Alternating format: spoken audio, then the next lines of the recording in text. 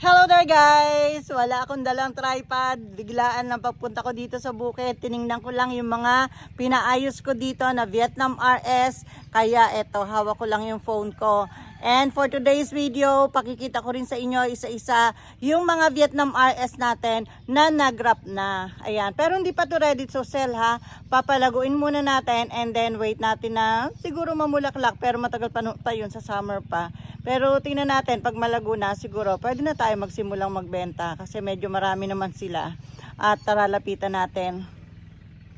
Ayan, yung pong mga buhay na grafted na Vietnam RS ay dito ko po pinalagay sa bukid kasi medyo maluwag po dito.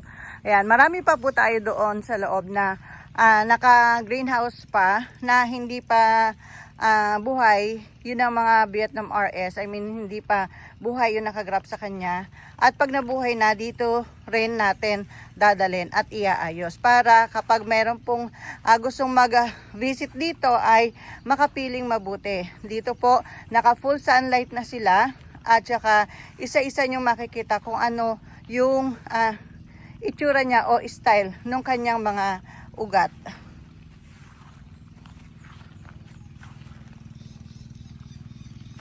Ayan, price range po, siguradong may magtatanong. Hindi pa natapos, may nakababa pa. Merong maliliit na ganun oh. Price range po, siguro para sa maliliit ay 3,000. Pataas po, meron, pepresyohan po natin to kapag malago na. Ayan, meron naman din pong mga malalaki, medyo malaki na ganito rin.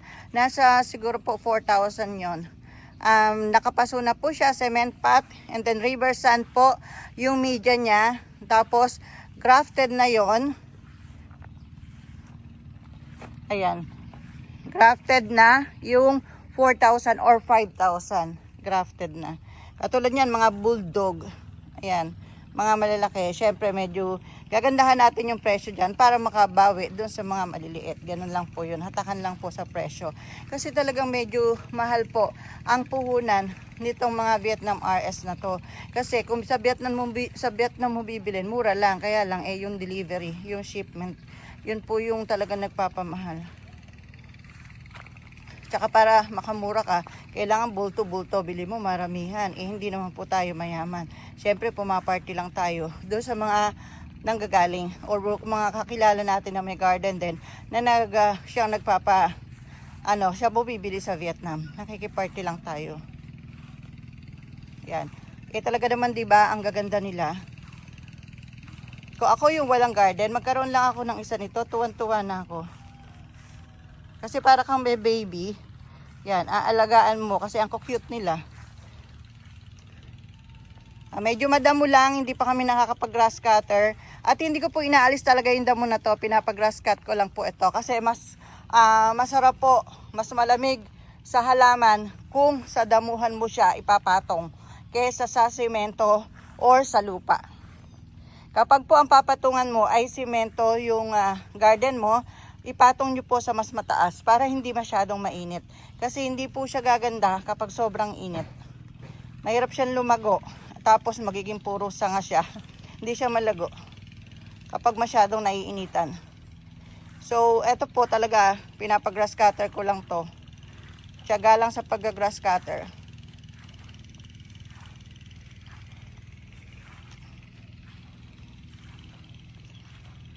Ayan na siya. Yung iba sa cone pot nakalagay, mataas yung papatulis. Yung iba naman doon sa round pot. Ayan, so kung may magwo-walk-in dito, medyo maganda na yung makikita niya, makakapamili siya, sobrang dami na nito. Laki ng puhunan, my gosh. Marami pa po doon sa loob na hindi ko pa napapalabas dito kasi kakunti pa lang tong buhay. Ayan, yung iba buhay na, kaya lang hindi pa kompleto yung sanga. Tapos, hindi pa buhay lahat yung sanga. Tapos yung iba, kakabukas ko pa lang. So, ayan. So, yung iba dito natin ilalagay yung bakante dito.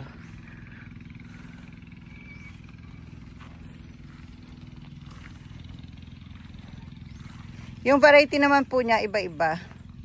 Yan, multi-crop.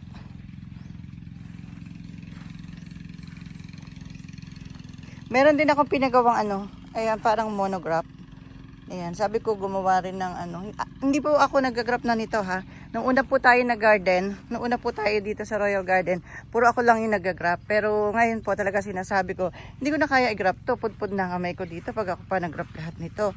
Kasi masyado na po silang marami. Tsaka bukod po doon sa mga Vietnam RS na yan, pero pa po tayo mga ganito oh, mga giant. Ayan, di ba ang lalaki? Paano ko naman mag-grab lahat yan? O ito hindi pa nag-grab. Tapos ito, super laki oh. Ano to, golden picture yung pinalagay ko dito eh. So hindi pa buhay lahat yung sanga. Kasi ang pag-grab naman po, hindi nakukuha sa isang attempt. Kapag sa isang attempt, di nabuhay lahat yung sanga, uulitin. Ganun po. O eto pa, meron pang hindi nag-grab dito na giant. Yan. Then eto, giant din to na golden picture. Yan, buhay na lahat yung sanga niya. Kita nyo naman, di ba? Ayan. Yan, mga buhay na. Kakagrab lang din yan. Ito pa isang. Giant din to. So, ayan may mga kap pa. So, ibig sabihin, hindi pa buhay yung sanga niya. Hindi pa buhay lahat. Then, eto, ayan, mga top rare nakalagay dito. Sobrang ano to, parang dinosaur ang tawag ko dito eh. O, sobrang lalaki. Tsaka, ang tanda na ng sanga niya ha. Ang tanda na. Puro top rare po yan. Yan, multi-graph na top rare. Mga golden. Kaya lang ito po parang pan-display ko na lang to. Hindi na namin kayang buhatin to. Kahit tutukan pa ng lifter, hindi namin kayang i-lift. So talaga pong pinagkakalaki-laki ko talaga ipaso. Sabi po no iba, bakit kasi pinagkakalaki-laki paso? Kasi pan-display ko lang to dito sa garden talaga ang plano. Ngayon pag may gustong bumili, why not? Choosy pa ba ako, di ba? Ito po yung mataas na to, naiisa lang yung puno. Ayan, ang pinalagay ko po dito lipstick. Kasi ang ganda ng lipstick. Yan, hintayin natin lumaki yan. Pag binibili, choosy pa ba ako? Di syempre kahit malaki pipilitin naming mabuhat. Pagka talagang hindi mabuhat, di wala. Sorry. Ito pa, sobrang laki rin ito.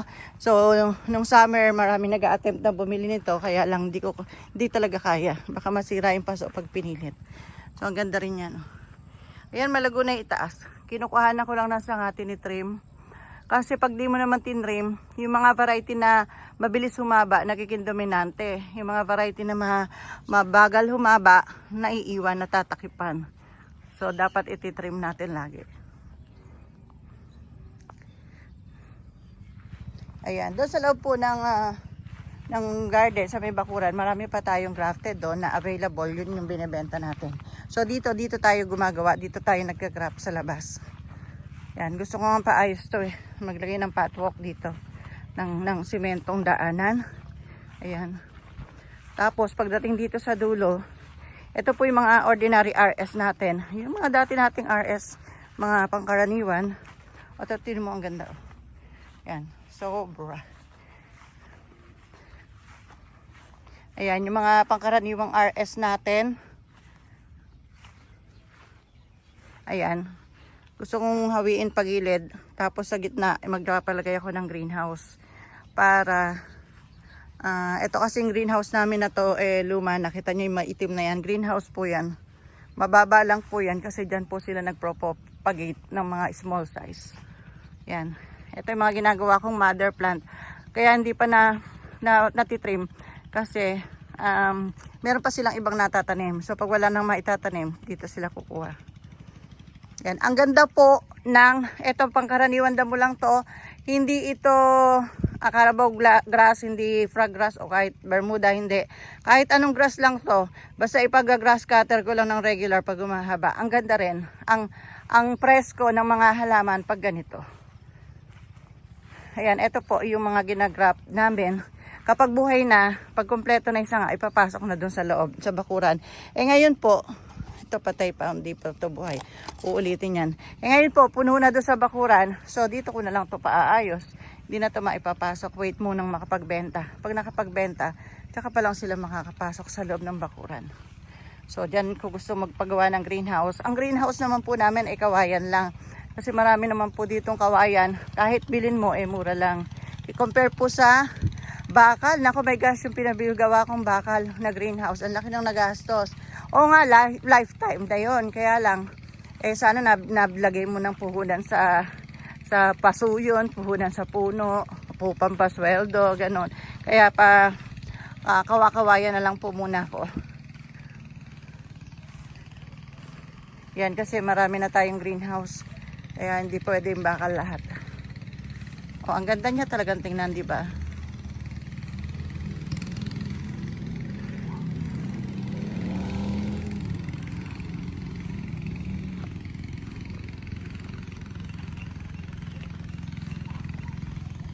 Ang ganda dito promise. Kaya siguro na-post din ako na mag early retirement kasi napakatahimik ng buhay dito. Walang pressure, walang stress. Ayan. Maliban lang sa mga gardeners natin kapag nagiging pasaway, doon lang nagkakaroon ng stress. Ayan, nakokontrol naman kaya okay lang ang buhay. So ito nakaplano bukas na i-grass cutter kasi medyo mahahaba na. Ayan. Meron ako ditong rest house. Ito yung tinatawag kong rest house. Pag may bisita ko dito, dinadala. Ayan. So, yan. Ang sarap ng buhay ko dito. Basta may bigas lang at konting ulam, solved na. Tahimik na buhay, simple, payapa. Isa na lang ang kulang ko dito, gulay. Gusto ko rin may tanim na gulay para pag magluluto, mamimitas lang, di ba? Since ang dami namin bougainvillea at ang dami na namin dito sa garden, nagkukulang pa kami sa bougainvillea. Kaya ayoko munang introduce yung gulay, yung pagtatanim ng gulay. Baka mapabayaan ang pag-aalaga at pagpaparami ng bougainvillea. Kasi kailangan natin magparami ngayong tag-ulan. Magtanim, mag-drop. Para pagdating ng summer, marami tayong pambenta. O, di ba? Peaceful life here at Royal Garden. Kulang lang sa ayos, sa ganda. Pag napaganda ko to, wow. Tapos kung mapapalawang ko pa, mas lalong wow. So that's all for today's vlog. Thanks for watching po. Ayan. At sa mga gustong mag-avail ng mga bougainvillea dito sa Royal Garden, follow nyo lang po kami sa aming Facebook page, Royal Garden of Bougainvillea. Nagla-live selling po tayo doon every Monday to Friday ng mga small size rooted bougainvillea. And meron din po tayong mga available na grafted dito sa main. And meron pa po tayong isang account, Royal Garden Annex. Pwede nyo po kaming i-follow doon. Kakagawa ko pa lang po ng account na yon para doon po sa ating first ever branch, Royal Garden Annex po ang ginawa kong account doon. So, pa-follow po Royal Garden of Bougainvillea and Royal Garden Annex sa mga interesado sa ating mga bougainvillea, rooted man or grafted. Ayan. At kung interesado po kayong bumili, ang mode of shipment po natin ay Lalamove para dito sa mga grafted. And pagka pa isa-isa lang, pwede po drop and go. Ayan. Basta message po kayo or follow nyo po kami sa aming dalawang page na yon para makita nyo po kung paano po yung sistema namin. Thank you!